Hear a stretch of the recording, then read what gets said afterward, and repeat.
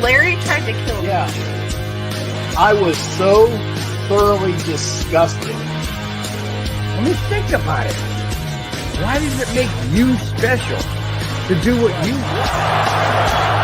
Packers jumping around. They rush forward. Plenty of time for John. Now squeezes, steps up in the pocket. Elway can run inside the 10. Head first. He drives off the 5-yard line. My goodness.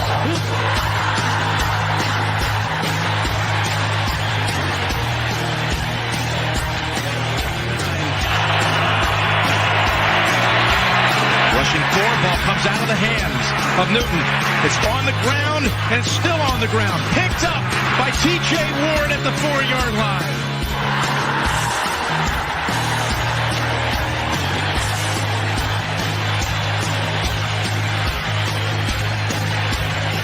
There's also Brian Clady and Bob Miller.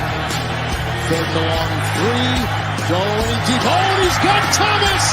Goodbye. Touchdown.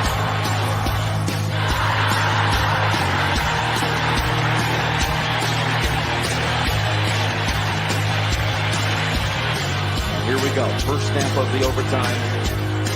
The Broncos have been in 3 overtime games this year. They won them all. Got him at the 40. It's Thomas at the 50. Stiff arm got him free to the 30. To the 20. Thomas to the 10. Denver's going on to New England. They win it on the first play of overtime.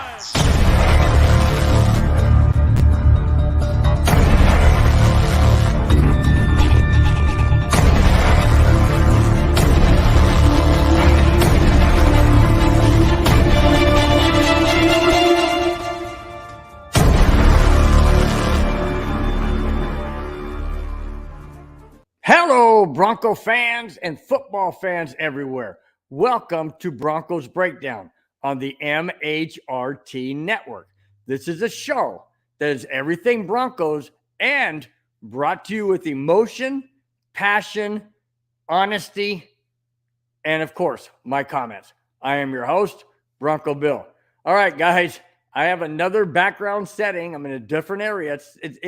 I'm back at my house, but for those of you who did not see the show last night, The Neighborhood, my wife is out of town on a family medical issue, and I'm here by myself with my blind dog. We've had her for 12 years. Cannot leave her away from me if nobody else is here. She's like magnet and steel to me. So right now she's between my legs, sound asleep. And that's why I'm in this setting. So just wanted to give you a background as to why I'm here and not in my normal background. All right, guys. Want to give a shout out to Bubba Gonzalez. Hey, Bubba, what's happening, man? You say hi. Nice to see you as always. Ty Walden. What's up, Bill? Hey, what's up, Ty? Hey, nice to have you guys in the house. Absolutely glad to have you. All right, let's start out. Got a lot of Bronco news, a lot of shifting throughout the NFL. But here we go. Dan Quinn, considered one of the Broncos' top possible head coaches for the upcoming season and hopefully beyond, had decided he's not going to leave Dallas.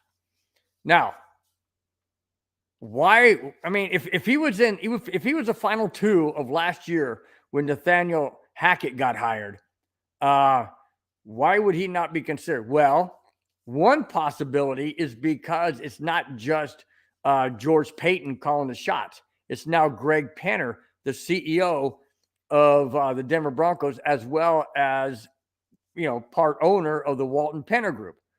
So there's a different perspective in all of this. Greg Penner oversees, obviously, George Payton. So there's got to be a difference there. Anyways, let me get into it. Dan Quinn, once thought to be the Broncos' first choice as new head coach, has informed the Cowboys that he is returning as their defensive coordinator. There you go. Was the reason because of the Broncos' new ownership? Was it because of Greg Penner? Was it George Payton? Was it both of them? Or was it Dan Quinn going, you know what? I don't think this is a good fit. at this point in time. It was a great fit last year when Joe Ellis was the CEO or whatever his title was. But it's different now, guys. It's different now when you have an ownership group or a new owner. It's different. Joe Ellis was just the CEO of the trust. He basically kind of overseed the happenings and whatnot for the Denver Broncos, but he couldn't really pull any strings majorly. Well, now you're bringing a Rob Walton Penner ownership group. Things are drastically different. And, you know, and that's one of the reasons. I continue. Quinn, this is interesting. Quinn was never offered a second interview by the Broncos. After all, wow. Never scheduled an interview, a second interview. Wow. When Dan Quinn was the front runner last year, well, they hired Hackett. So you would think that they would right a wrong. Well, not when you have new ownership group, guys. Not when you have new ownership. You have new ownership, they want their own agenda. They do things differently. I mean, Rob Walton didn't just, you know, fall into $70 billion worth of money by doing something stupid with Walmart. No, you're not going to do that. You're going to do what it takes to get you to that level. Well, that's why they're doing their due diligence on hiring a head coach. Well, speaking of hiring head coaches, most likely the Broncos have narrowed their search for the next head coach to Sean Payton and DeMeco Ryans. Payton, however, and this is interesting, guys, pay attention. Payton, however, fears a power struggle with Broncos ownership group. What power struggle? Oh, that Sean Payton wants the same type of control in Denver that he had in New Orleans? You mean to tell me that Sean Payton wants full control? You think the Walton Penner group is going to allow that? Come on, man. Really? Come on, Sean Payton. You're much smarter. Well, maybe you're a little delirious, but let me continue. According to Washington Post, Mark Maskey, Payton likes the idea of coaching Russell Wilson. That said, Payton wants full, there it is. Payton wants full control and doesn't want to report directly to the CEO, Greg Penner.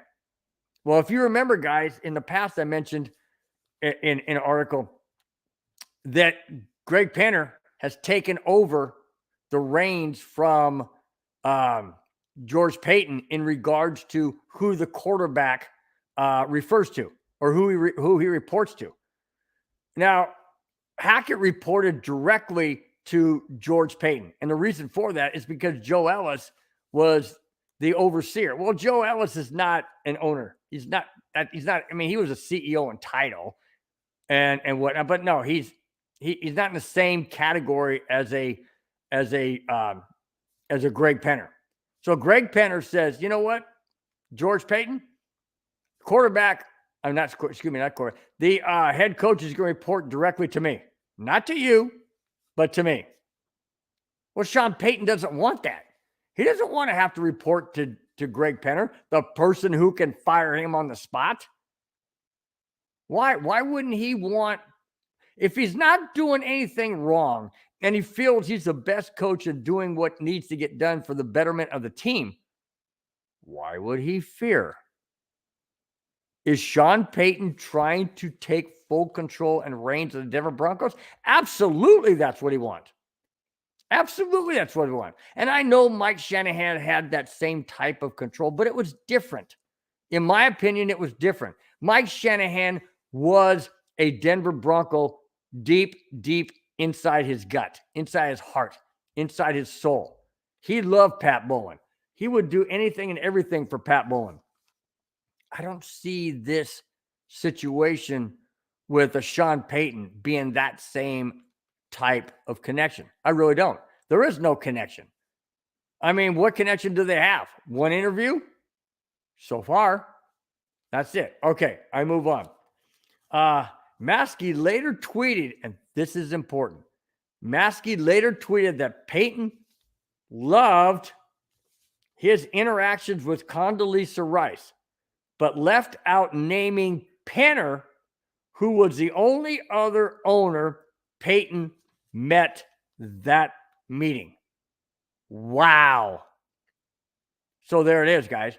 He does not want to have to report to Greg Penner. He said he absolutely loved his interactions with Condoleezza Rice. Well, of course. Condoleezza Rice isn't the CEO. Greg Penner is. And the issue with that is Sean Payton wants total control. So if there's a mutual separation of sorts from Sean Payton and the Denver Broncos ownership of who they're going to have as their next head coach, where does that leave the Denver Broncos for their next head coach that they're looking for? Well, there's a couple of possibilities. Obviously, there's Shaw's still out there. Jim Caldwell's still out there. Evero's still out there. And so is DeMeco Ryans. I'll get in that in just a moment. Bidding war looms. But before I get to that, let me get some shout outs to the guys in the chat. I'm sorry, guys. I started rolling and I'm in a totally unfamiliar background and unfamiliar setting and stuff. And I'm just sorry I passed you guys over. Avatar, always a pleasure having you in the house. What's up, Broncos country? Well, let's hope we get a good quality head coach. That's what I'm hoping. D-Rock says, Bill, hey, I say, what's up, D-Rock? Nice to have you, man. Nice to have you always. Ray, glad to have you in the house again, man. Hey, Bill, Broncos country. Absolutely. Love it. Love it. Pablo, hey, nice to see you again too, man. Hello, Bill. How are you, bro? I'm good, man. I'm good. Just a different location. I mean, it's in my house. It's in the family room, but different setup. I've had to make this makeshift setup, and I'm just glad you guys are bearing with me, man. Just glad you're bearing with me. I feel kind of out of sorts because I'm not in my norm, but if you don't know why I'm in this particular situation and you weren't here last night, I know you were, Pablo, and so you understand why I'm in the family room. But I got a little bit better setup this time around. So thanks for bearing with me. Always appreciate it. All right, D-Rock says, I have a strange inclination that Shaw will be the head coach. And I'm curious on how the organization will try to dupe us into believing he's the right suitor. Wow. You're leaning towards Shaw from Stanford? So let me ask you, D-Rock, why would you say Shaw? I mean, I understand that, Evero would be a first-time head coach. DeMeco Ryans would be a first-time head coach, but Jim Caldwell wouldn't be. But although you mentioned Shaw, I haven't heard his name mentioned all that frequently. And I sure haven't mentioned Jim Caldwell's name all that frequently.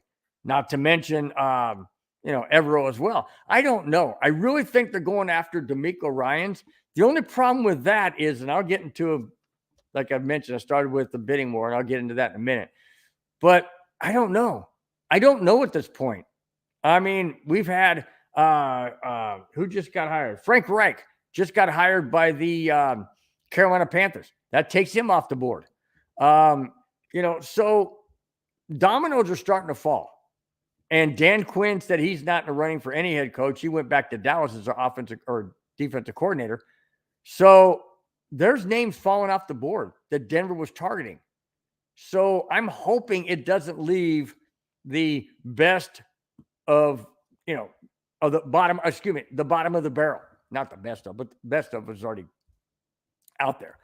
Bottom of the barrel, so to speak. I'm hoping that doesn't happen because we did that last year. We did that with Vic Fangio, and we did that with Vance Joseph. And I'll get into some of my reasons down the road why I'm not in favor of certain head coaches. All right. Hey, Rudy Torres. Hey, my brother-in-law. What's up, bro? Nice to have you in the house, man. Nice to see you. Glad for chiming in. Thanks a lot. Really appreciate it. Hit that like button. Hit that subscribe button.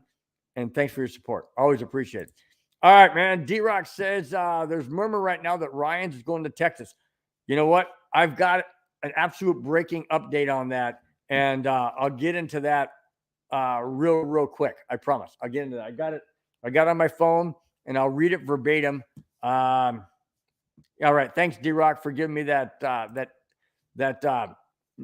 I guess it'd be a tip, but thanks for alert me to that. I want to get right back to it.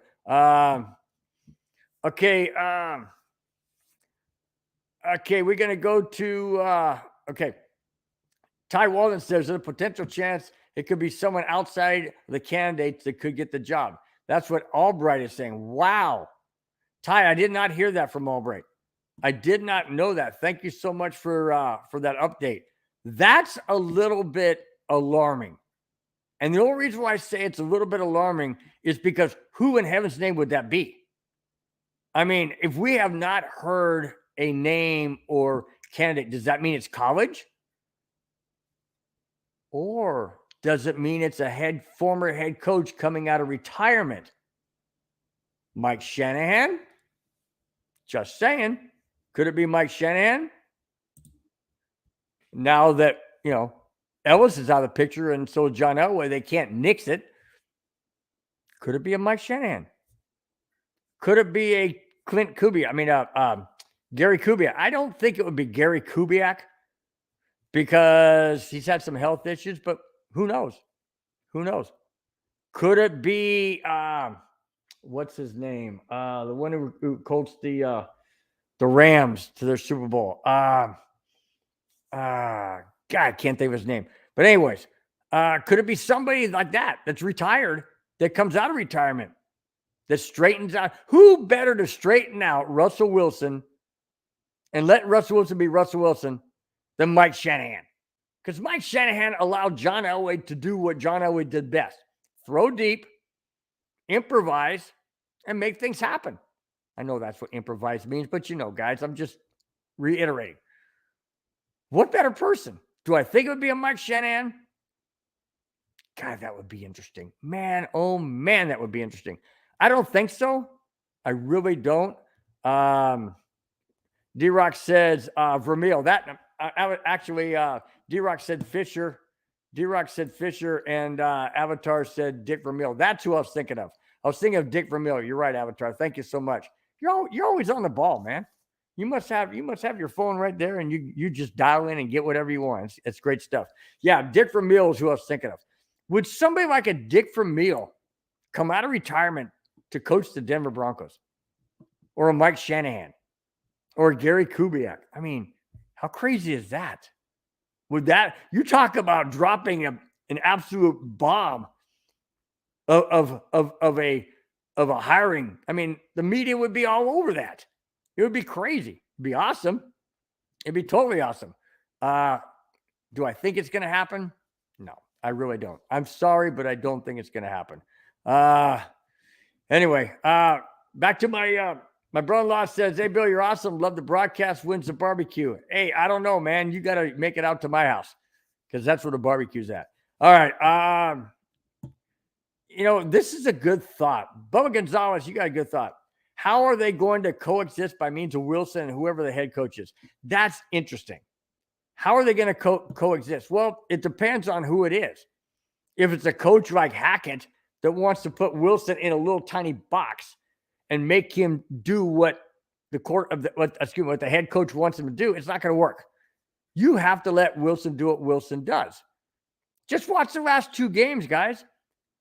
When Jerry Rosburg allowed his coordinators to do their job, what did you see with Russell Wilson? What I saw was 7 touchdowns in 2 games, and the Broncos could have beaten the Chiefs and should have beaten the Chiefs and turned around and beat the Chargers, putting up 31 points. That's what I'm talking about. Coexist is the only way it's going to work if you allow Wilson to be Wilson. I'm not saying Wilson needs to run the team. He's not the offensive coordinator. But he needs to be allowed to do what he does best. And if you don't allow Wilson to do what he does best, then the result is what we got in the first 6 games of the season. 2-4. Is that what we want for a new head coach? I don't. I absolutely do not. I'm sick and tired of going, year after year after year with losing seasons. I'm done with it. Totally done with it. All right, let me move on. Bidding war looms. According to John McClain, the longtime Houston Chronicle writer, the Denver Broncos are intent on hiring 49ers defensive coordinator DeMeco Ryans. McClain, also states the Texans fear they will lose a bidding war with the Broncos and their endless Walmart money. That's true. They could. But I have a more important update, and I need to bring that to you right after I finish this up. Mike Kliss of 9 News stated that Ryans is a front runner for the Broncos job. Ryans also was awarded Assistant Coach of the Year by Pro Football Writers of America. That is high honor and high praise, guys.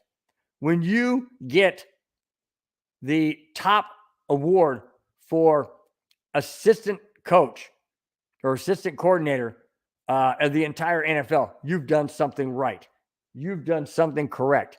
And you are on your way to being a possible head coach somewhere. Now, this is breaking news, guys. I'm reading it right off my phone right here. Breaking news. You ready? Here we go.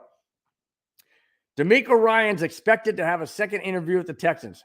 Okay, this is quite lengthy, but I'm going to run through it rather quickly. According to NFL Network's insiders Ian Rappaport and Tom Pelissero, the Houston Texans have scheduled a second interview with 49ers defensive coordinator DeMeco Ryans. They go on to say he has emerged as the top candidate for that job, and there is mutual interest there. And if all goes well, he could be the Houston Texans' next head coach. Oh boy. What just happened in what I read? I continue. Here it is. So all that positive news regarding Ryans and the Broncos in the past 24 to 48 hours is not looking good right now. We knew the Texans were the competition for the Broncos when it came to Ryans, but this report seems to indicate that they are the favorites for Ryans, they being Houston Texans, not Denver Broncos. So where does that leave the Broncos? Obviously, they still try for Ryans, but as of now, they still have not scheduled. As of now, they still have not scheduled any second interviews with their candidates. It's a list of candidates that is now dwindling as well. Dan Quinn went back to the Cowboys, as I mentioned. Sean Payton does not seem as likely as he did earlier, and that leaves Jim Caldwell, Ejiro Evero, David Shaw, and Raheem Morris as the remaining candidates. We shall see if the Broncos set up a second interview with Ryans. We had a Houston-based report earlier today saying the Broncos were intent on hiring Ryans, but this report seems to cast some huge doubt on that as of now. Oh my gosh, guys. That is not good. That is not good at all. So who does Denver fall on then? If we don't get a Sean Payton, which is pretty obvious because of the conflict between Greg Penner and Sean Payton, and now if DeMeco Ryans goes to Houston, where does that leave Denver? Jim Caldwell would probably be the best fit. Evero knows the team, but he'd be another first-time head coach. Well, so would DeMeco Ryans, but it's a different situation. Do we want Shaw? I don't. It's a college coach. It's totally different in the NFL. Raheem Morris? I guess. I'd rather have a Jim Caldwell. If we're reduced to those 4 guys, I hate to tell you, buddies. I hate to tell you, Broncos country, we're screwed. We are screwed again. Unless we get a Jim Caldwell. But then, who are we going to bring in as our coordinators? I don't know, guys. I don't know what direction. That last article I read you was released about 3 hours ago. That is huge. DeMeco Ryans has ties to the Houston, well, not necessarily Houston Texans, the Houston Oilers, or maybe the Texans it was, I'm not sure. But he played for Houston, and he has ties with them. Does that mean he wouldn't want to come to Denver? I don't know. I mean, money talks, and the Walton Penner organization or ownership group, they can definitely pay him what he wants. but it's where DeMeco Ryans, wants to go. Does he want to coach your Russell Wilson's only got maybe 4 or 5 years left in the tank at that? Or does he want to go to the Houston Texans where they have a young quarterback? He can develop. He can turn that franchise around. I don't know. It's up to DeMeco Ryans. At this point in time, guys, it doesn't look good. And I hate to bring that news to you. I didn't want to bring it, but it's out there. And I read it to you verbatim. And that's what bothers me, is that when news comes across like that, good, bad, or indifferent, I'm going to bring it to you. Like I told you, I'm bringing it to you honest. I'm not making stuff up. None whatsoever. Oh, man, that was a blow. I sure hope he doesn't go to Houston. I really hope he doesn't go to Houston, because that would be absolutely a dagger in the Broncos' side for sure. Absolutely for sure. All right. Let's see. So Bubba Gonzalez says, hold on, Bill. Let me check NFL Network on anything. All right. Go ahead. What are we looking for? What are we looking for, Bubba? We're looking for, hopefully it's better news than I just gave you about DeMeco Ryans and a second interview, especially when the Broncos are not entertaining second interviews for any of these candidates. I don't know why. Why wouldn't you want to go over things you've already said, or they've already said, or maybe some questions that you didn't say during the first interview you want to get across the second interview? I don't know why. Why wouldn't you want to? What's the harm in a second interview? Unless you've got your mind made up and you're ready to just pull the trigger, which hasn't happened. So I don't know. Yeah, Bubba, that's what I thought you meant, was a head coaching search. Like I said, I hope it's different than what I just gave you about DeMeco Ryans. I hope it's better news for the Broncos. So if you have any information, please pass that along. I have my phone on complete silent, and so I won't be getting any updates whatsoever on my phone, so I won't know. Let's see. Ray Haas says, Houston, no expectations, no stress. Broncos have high expectations. That's a great point, Ray. You know what?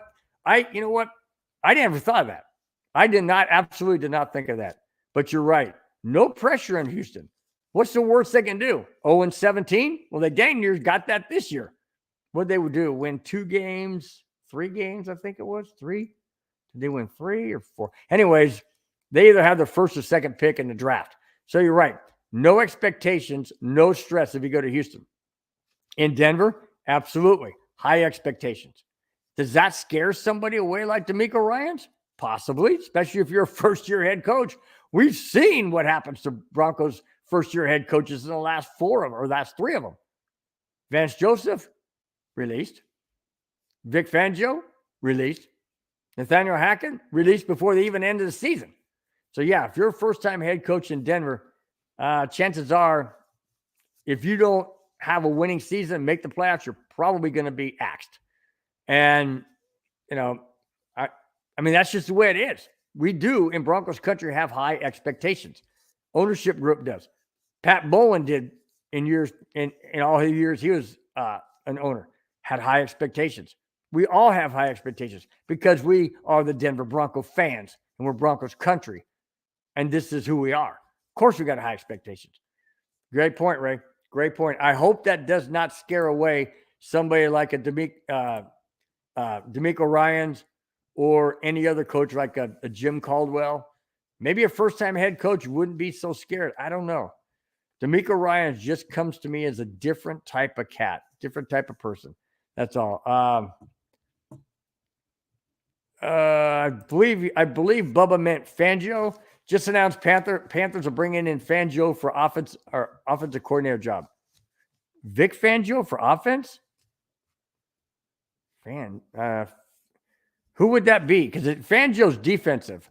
So I think either I'm not saying, or I'm not reading something right, or I know it's a misspelling, but let me know exactly what that is. But the Panthers just hired the head coach in Frank Reich, so they're already starting to build up their their team. That's for sure. I don't know if I like this, D-Rock. This situation screams Shaw as head coach. I don't like it. I don't like it one bit. Again, it's a college coach, and I know it's from Stanford, and I know that there's high praise. I know that Condoleezza Rice is really pushing for him. She likes him because of Stanford and stuff. That's college, guys. It's college. It's not the pros. And I know he's been in the NFL before, but that was then. We're talking about this is now.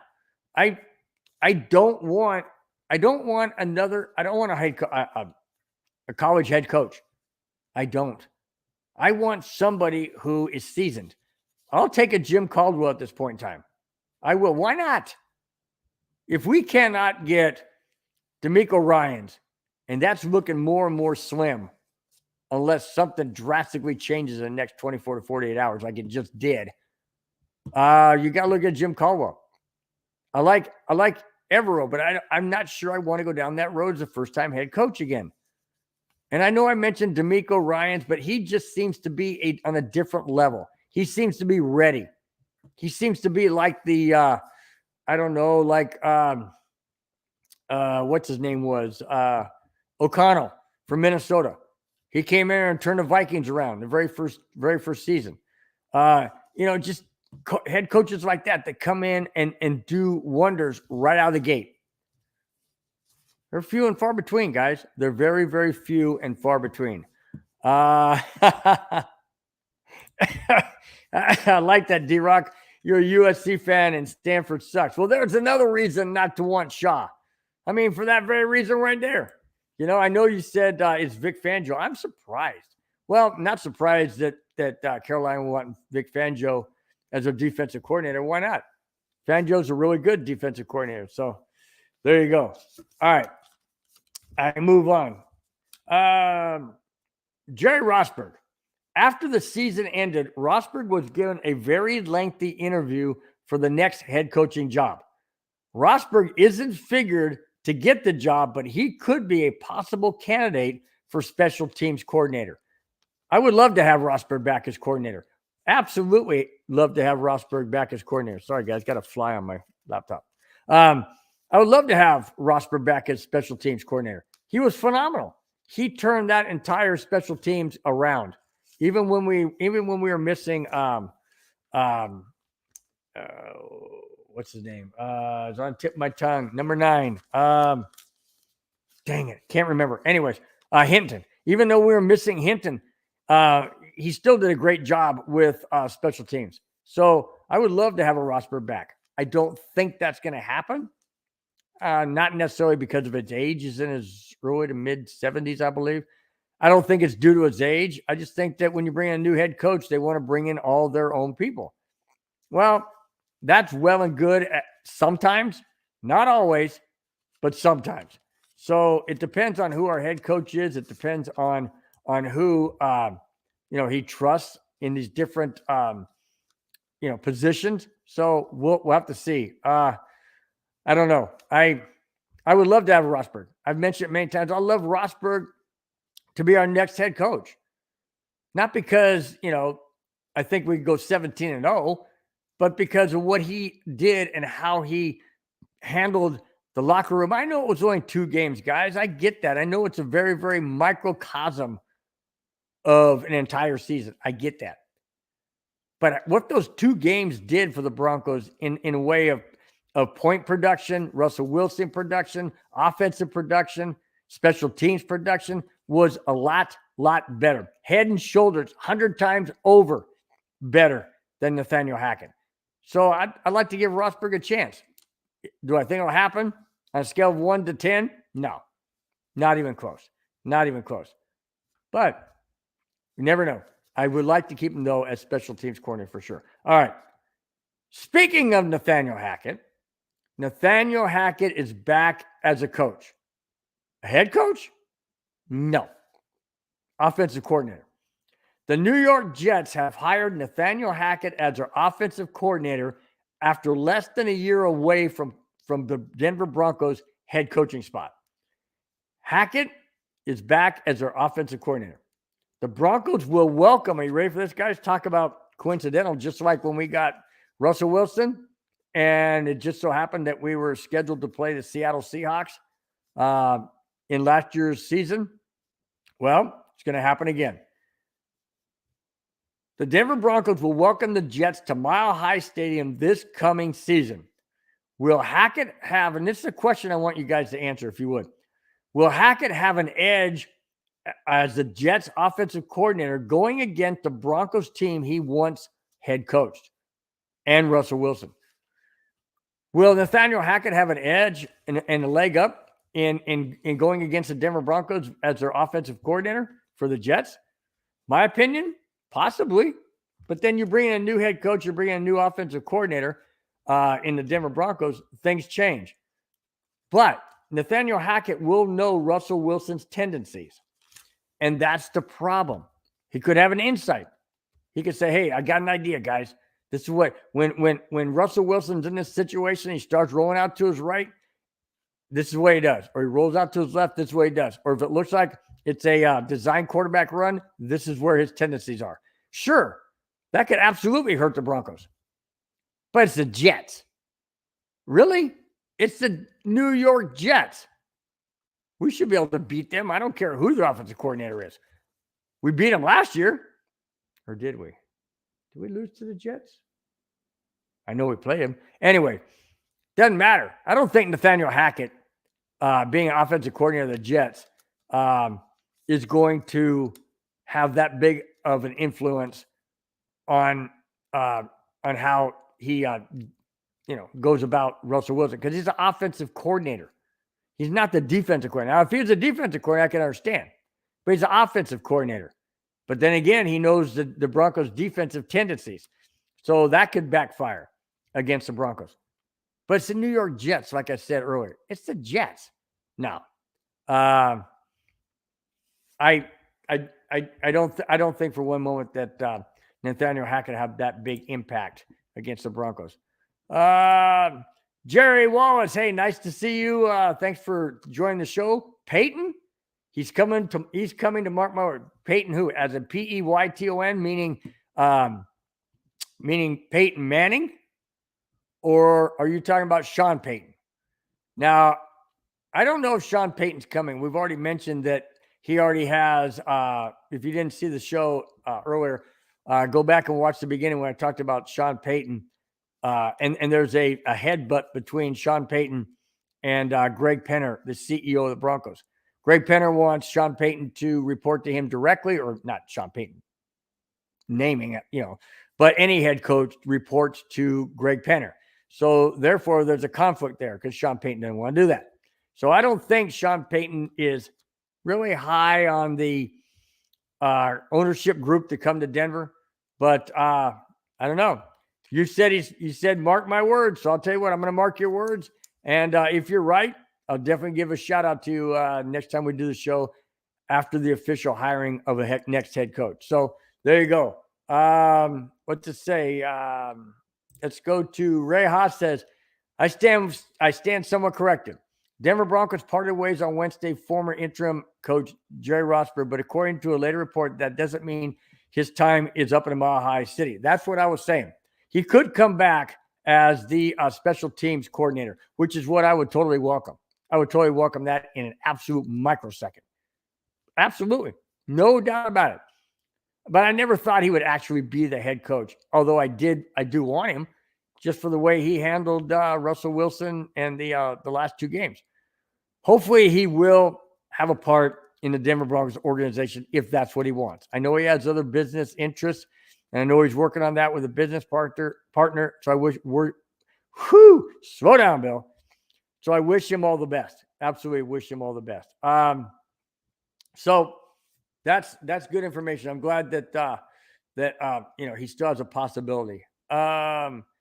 Ray Haas said that's by Ian Rappaport. Yeah, I mean, I got that the other day that they had parted ways, but that there is still possibility he could be back on the Denver Broncos.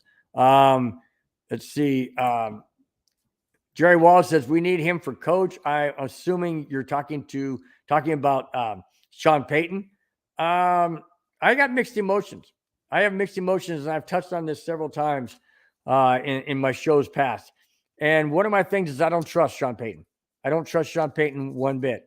I don't trust him because he had that bounty gate, and he was caught doing that. and I know maybe it wasn't directly him, but it was assistant coaches or whatever, he's still the head coach. He's still responsible. It's just like the president of a company is responsible for all the people underneath them. So that I don't trust. I also don't trust the fact that he wouldn't walk out on the Denver Bronco organization after, let's say, 2 losing seasons. He goes, you know what? I'm done with this. I'm not going through this again. See ya. Didn't he do that to New Orleans Saints? Yeah, he did. And that's what I don't like. I don't trust him. And now he wants full control of the Denver Broncos, doesn't want to report to Greg Panner. Come on, man. Really, is it all about you, Sean? Apparently it is, you narcissistic person. Of course it's all about you.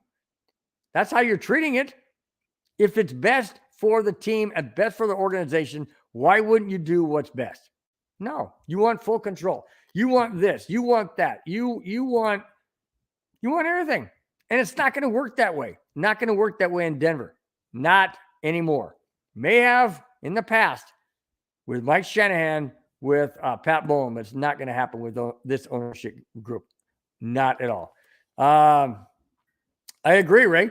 I want experience too. And that's why I say Jim Caldwell at this point. I know that everybody is high on DeMeco Ryans, and I understand that because he's a great character person. He has direction. He knows what he wants to do. The Denver Broncos even admitted in the interviews that he swept them off their feet. Didn't Nathaniel Hackett do that to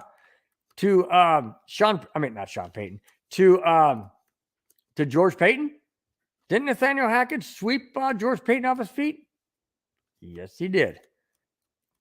DeMeco Ryans did the same thing in his interview. Does that mean we want to go down that road again? I don't know.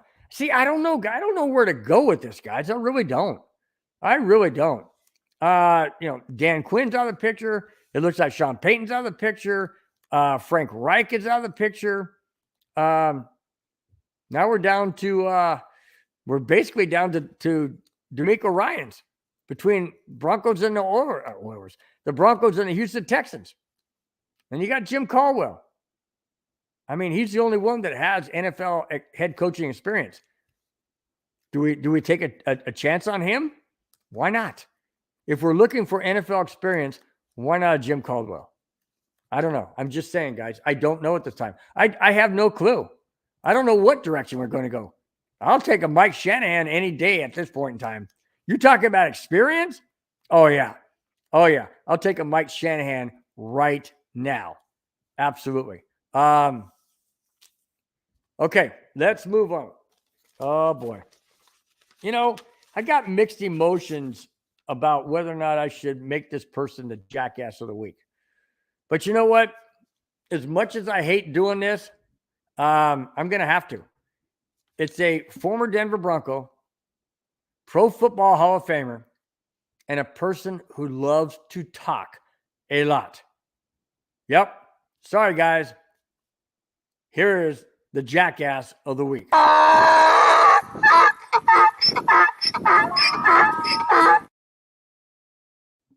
right, guys. Like I said, I hate doing this because I really, really like this guy. Absolutely, totally love this guy. Shannon Sharpe. That's right. Pro Football Hall of Famer Shannon Sharpe sparked an altercation last Friday at the Memphis Grizzlies LA Lakers game in LA.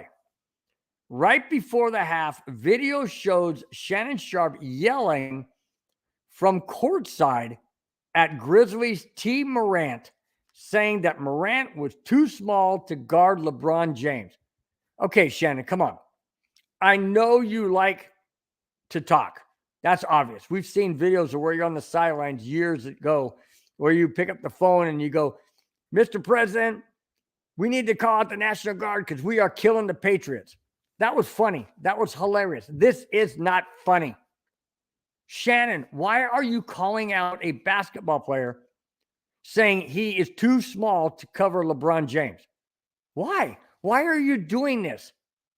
And it was videotaped by somebody in the crowd, or even, the cameras televising the game. I don't know, but I happened to see the video. And it's absolutely unlike you, Shannon. It's a disgrace. It's wrong. You are a sports celebrity. You have your own show in uninterrupted. You have a platform. You don't need to be at courtside and shoot your mouth off to a basketball player during the game. I don't understand where you're coming from. I don't. I continue. Let's see. It's not sure why Sharp started heckling Morant and Dylan Brooks. After the three of them were separated by players, coaches, and security, they made amends, and Morant told Bleacher Report's Chris Haynes, "We," meaning Sharp and myself, "are good." Quote, "are good. And I have nothing but love for him." End quote again. Then the two then made up during the third quarter. Shannon Sharp apologized the next day on his show, Uninterrupted, or Undisputed, I think, one of the two, to the fans, the league, to the Grizzlies, the Lakers, and their players. Okay, so you apologized. So you said you're sorry. Hey, it was my mistake. I should never do that. I know better than that. Well, of course you know better than that, Shannon. So why did you do it? Why did you get into the altercation? Now, there was no fist thrown. There was no punching. There was no shoving. At one point, Shannon's like, come on, bring it. What are you thinking? Dude, this guy's like up to here, and you're down here. He's up here. What? I don't understand why you had to go down that road. Why you had to embarrass yourself. Now, okay, you apologized. You said you're sorry. You knew you were wrong. You don't know why you got out of hand. Whatever the issue was, you were wrong. You admitted it. You said you were sorry. Now let's move on. But the problem of it is, Shannon, is all of this is out there forever. Videos don't go away. They're out there. Somebody has video on everything somewhere. And when you make a mistake and you do something in the public eye at a televised basketball game, at courtside, yelling at a player on the court during the game, and then instigating an altercation at the end of the first half. Yeah, that was totally wrong, totally out of character. And as much as I love you, Shannon, as much as I think you're a great Broncos football player and a well-deserved Hall of Famer, this one stings a little bit to me because I never saw you being that type of person. I never saw you in this light. And I know I'll get past it and it'll be water under the bridge down the road, possibly. But right now, it stings. And this Bronco fan is disappointed in your actions, disappointed in how you conducted yourself, and disappointed in knowing that one of my favorite Bronco players would stoop that low. Yes, it was funny when you picked up the red phone and said, "We are killing the Patriots." When you get out the National Guard, Mr. President, get out the National Guard, we're killing the Patriots. That was funny. This wasn't. This wasn't funny one bit. And there's kids in the crowd. There's kids looking up to you, saying, "I want to be like Shannon Sharp. That guy's awesome." Now you just tarnished that. Shannon, I wish you the best going forward. And I'm dang super sorry that I had to put you as my jackass of the week. I never want to put Bronco players, former or present, on my list. But Shannon, when you do something like that, what else am I supposed to do? What else am I supposed to do? All right. Okay, let's go to D-Rock says, "I'm a huge Laker fan. I have to say it's not a good look." No, it's not. Absolutely was not a good look. And I really don't know why. I don't understand current players, former players, retired players, whatever. I don't understand why they feel like they can get away with stuff. I mean, I'm not trying to put words in Shannon Sharp's mouth or anybody else for that matter. I don't understand why there's physical abuse with players, why there's domestic violence, why is there's escalation of that, why is there fighting, why is there altercations, why is there arrests? I don't get it. I just absolutely don't understand. They have more money than I'll ever see in my life. They could hire people to drive them around. There's no reason for a DUI. There's no reason to get in altercations. Yeah, maybe they go out to a club or something and people recognize them and they want to rob them. I understand that. Well, then maybe get security around you. Maybe since you got all that money, hire a club. Rent out the club for the night. That way you bring in all your friends and people that you know. I don't know. I'm not in that situation, so I guess I can't really speak, nor do I ever expect to speak like them, because I don't have that kind of money, that kind of fame, that kind of fortune. I'm not.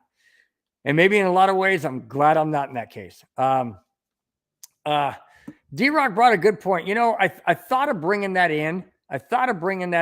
On my on my comments about Shannon Sharpe, but I don't know. I wasn't going to go down that road because I don't know.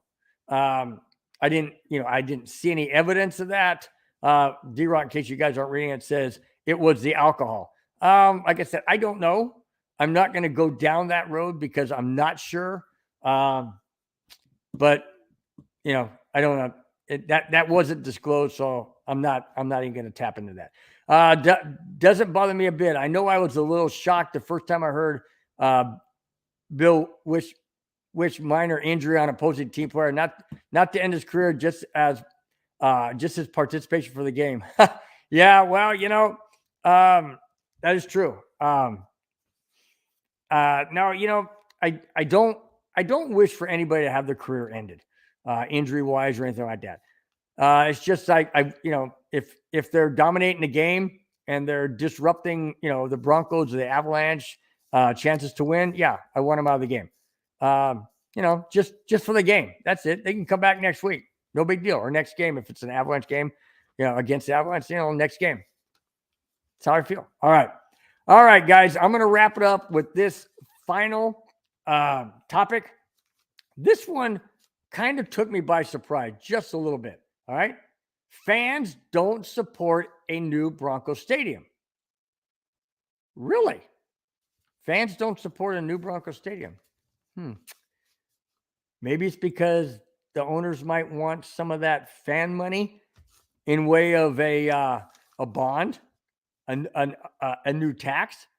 I don't know. Let me read. The Denver Broncos ownership group sent out invitations to participate in a survey to season ticket holders and fans to get their support for a stadium overhaul or a state-of-the-art new one.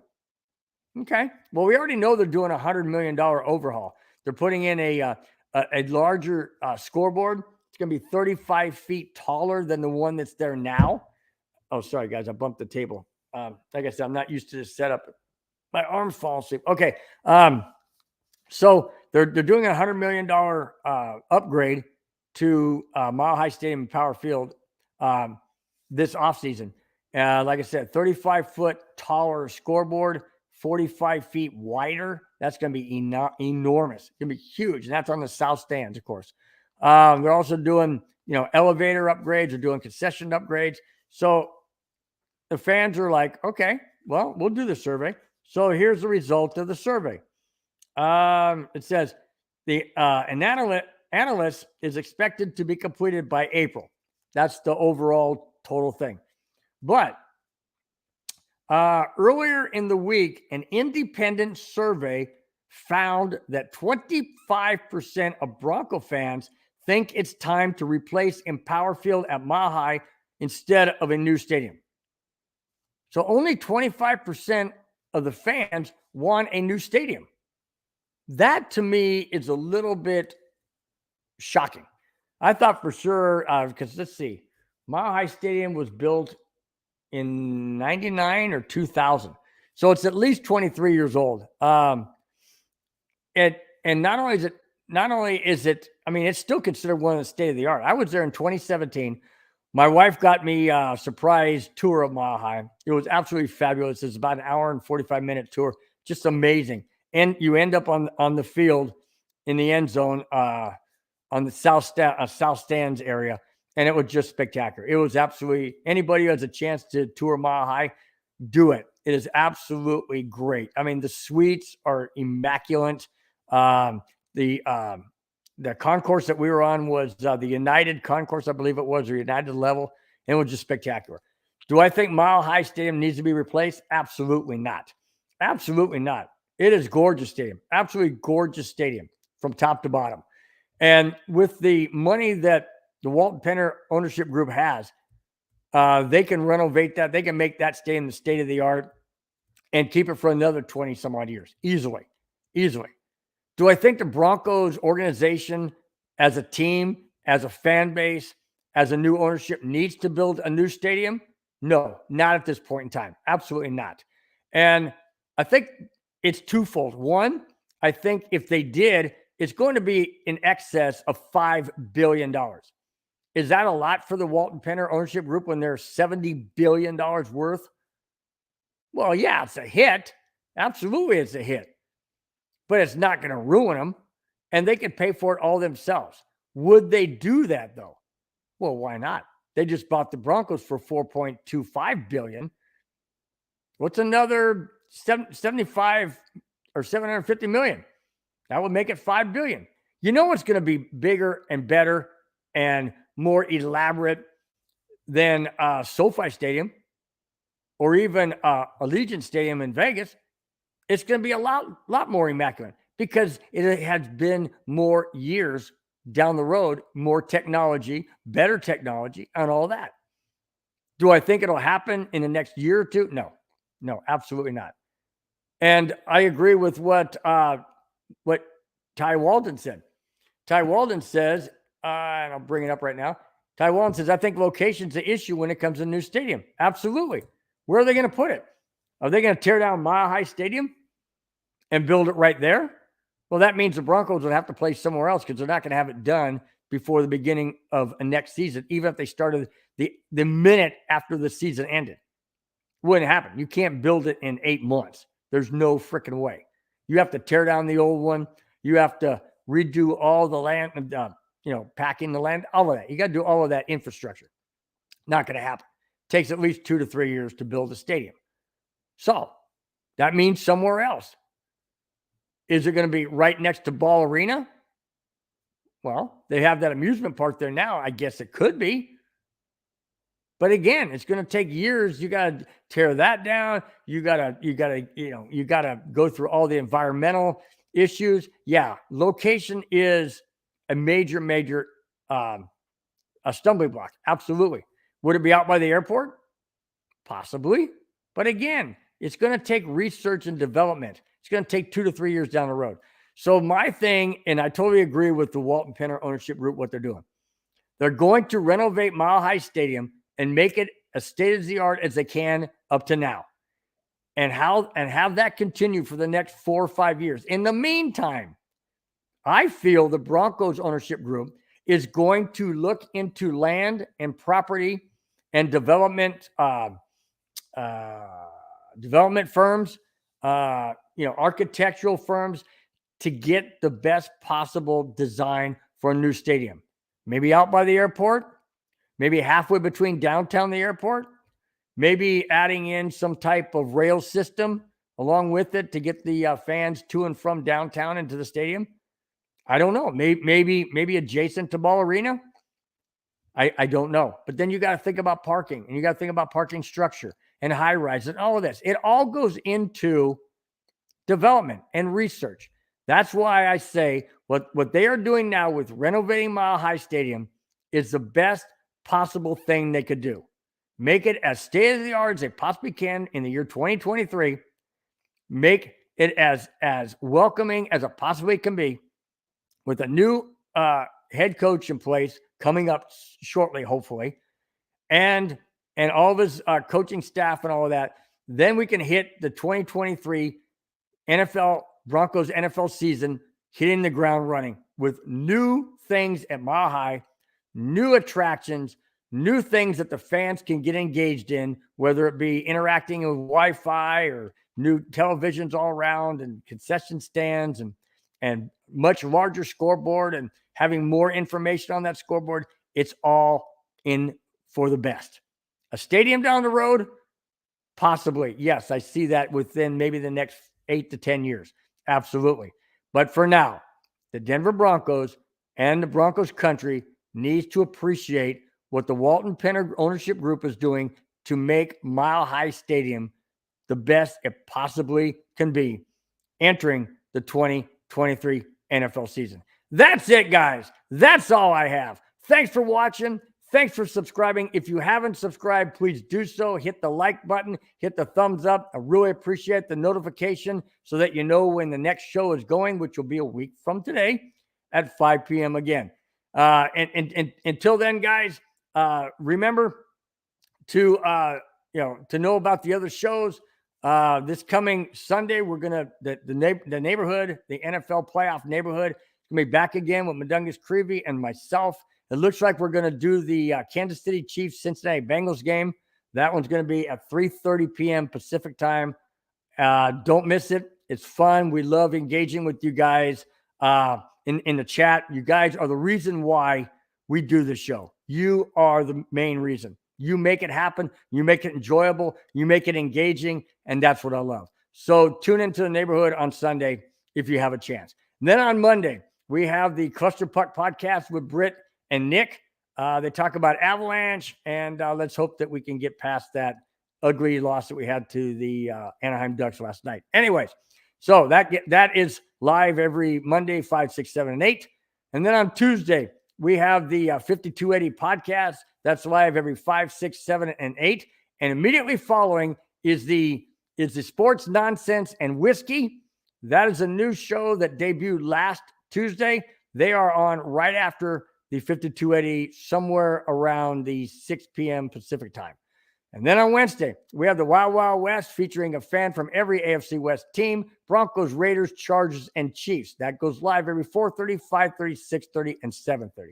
And then on Friday, this show, once again, Broncos Breakdown, hosted by me, Bronco Bill, will be back at 5, 6, 7, and 8 live to comment, to interact with you guys in the chat, and just have a wonderful, great time with all of you guys. Thanks again, guys, for making this a great show. If it wasn't for you, it wouldn't be as good as it is. Thanks again, guys. We will talk to you next Friday. Till then, have a great, great weekend and a great sports championships. We will talk to you next Friday. Take care. Bye-bye.